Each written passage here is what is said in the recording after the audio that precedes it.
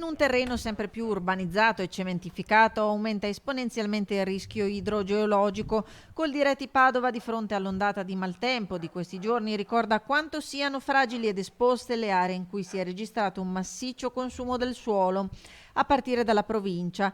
Quasi un centinaio di ettari di terreno sottratto all'ambiente nell'arco di un anno, un quarto solo nel comune di Padova, che già detiene il triste primato del 49,5% di superficie occupata.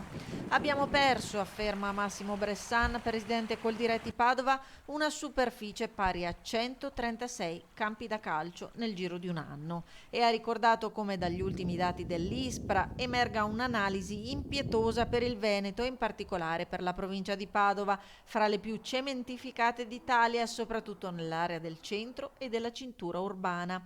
Complessivamente, certifica l'ISPRA, sono 39.768 gli ettari di terreno consumato nella nostra provincia, pari al 18,55%, con una quota pro capite di 424 ettari.